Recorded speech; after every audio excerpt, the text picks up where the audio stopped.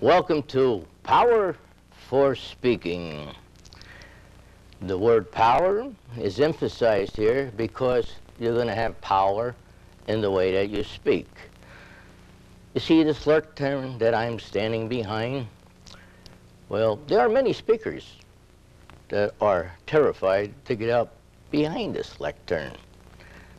You are not a speaker if you cannot get out from behind this lectern. You have to leave. You have to get into your audience. You have to look at them. Look into their eyes.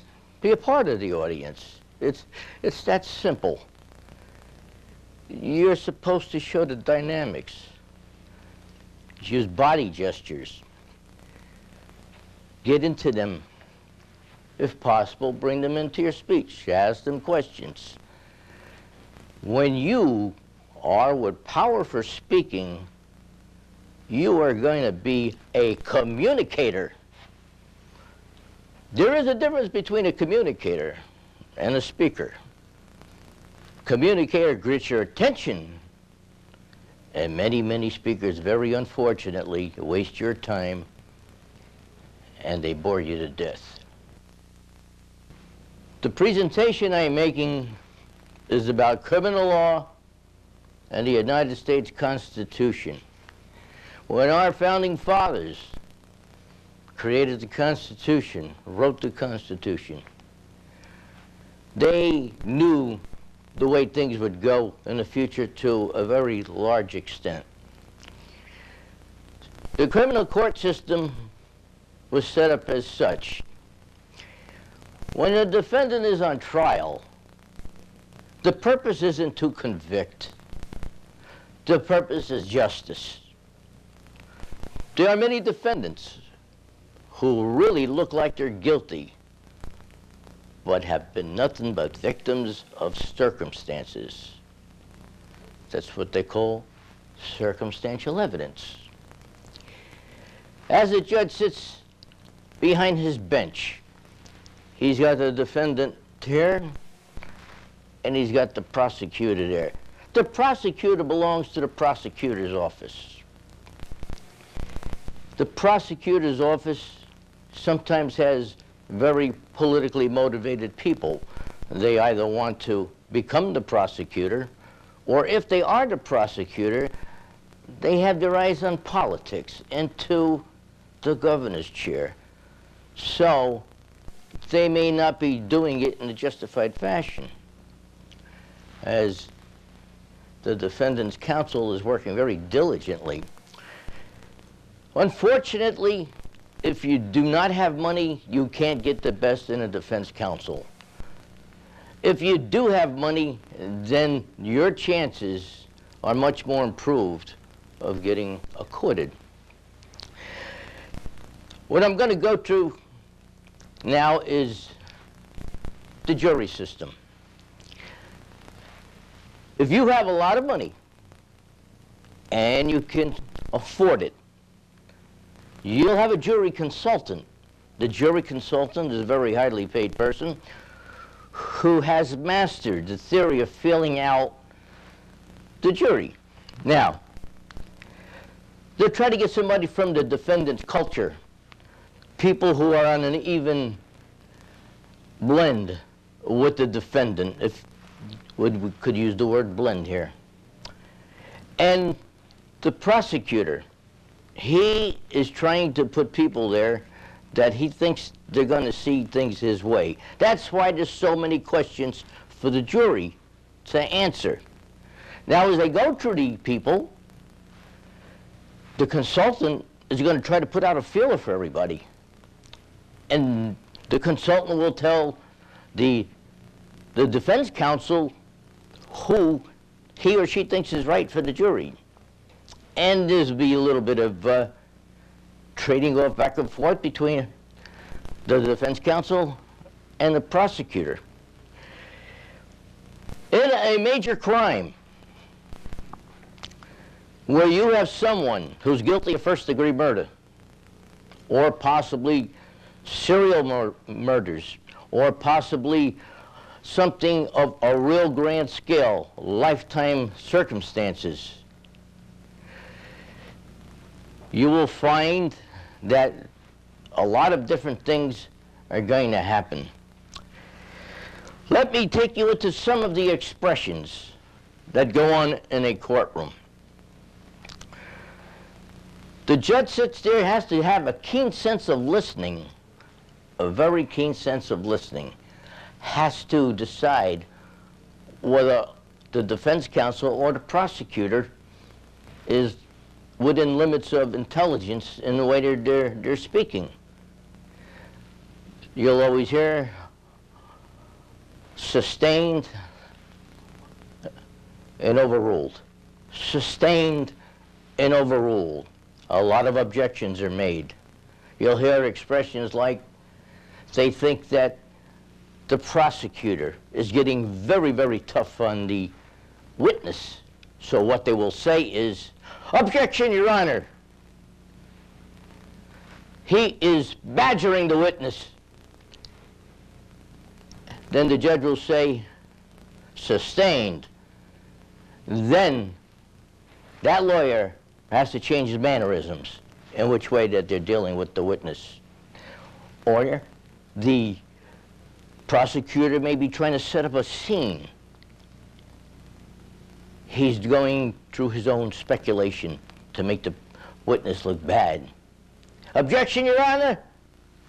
Pure speculation. Sustained." And the judge might say to the prosecutor, "Let's watch ourselves, counsel. You're going out of your realm." There's all different expressions that come up through it. Now, let's say the prosecutor's office finds out something that will help defense counsel. Our system of justice is set up so that they have to take that information and they have to supply it to defense counsel. The whole thing is not to convict the person. The whole thing is justice. And if they have information that is going to help the defendant, by law, they have to pass that over to the defense counsel. If they don't, they are in violation of their ethics.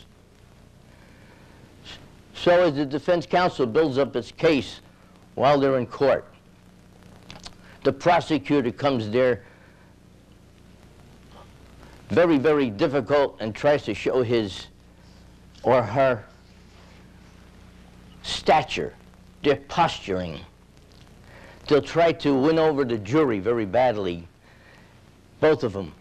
They will come to the jury and they will try to create a rapport with the jury.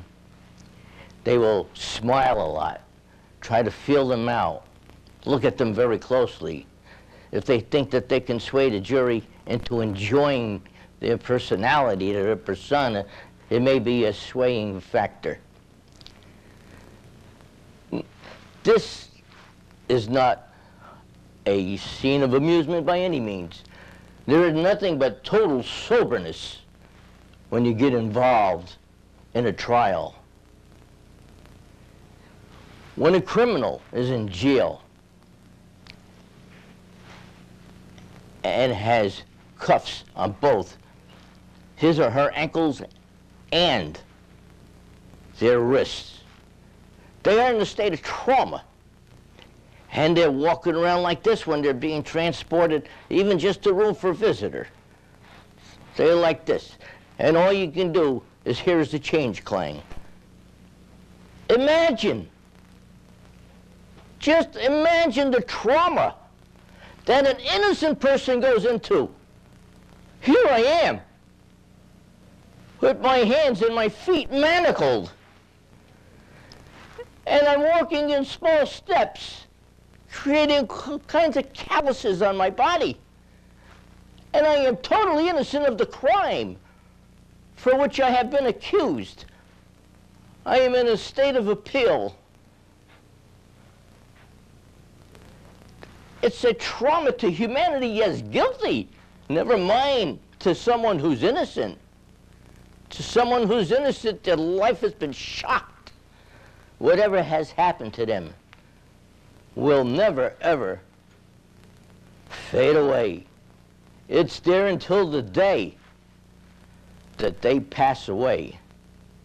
It is the most disgusting of circumstances in correlation with criminal law.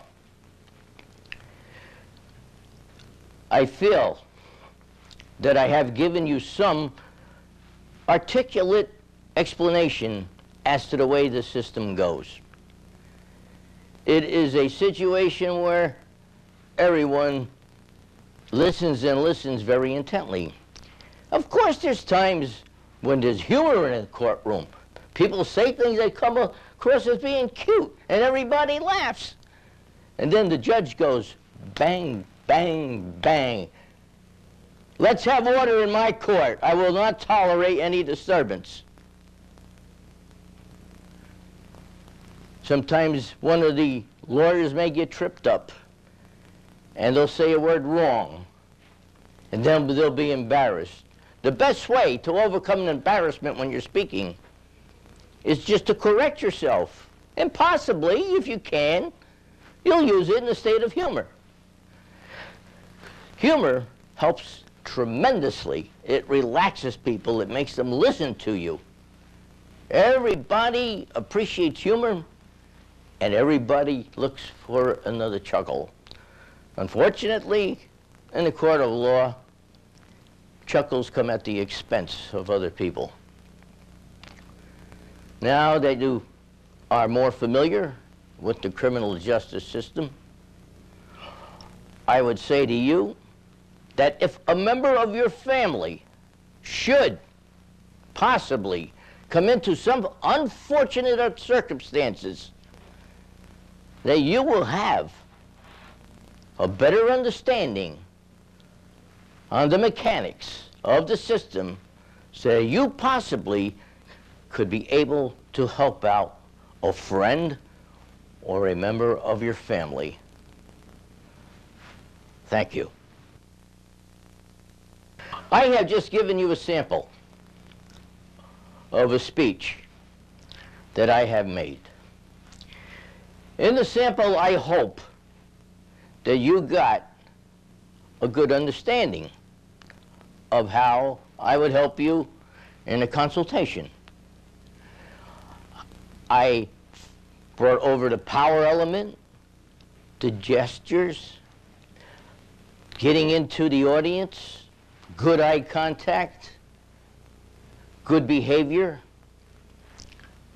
looking good, looking like astute, a business person, a legal person, a person of promise, a professional, to generalize it. This is what you'll get from me if you decide to have a consultation.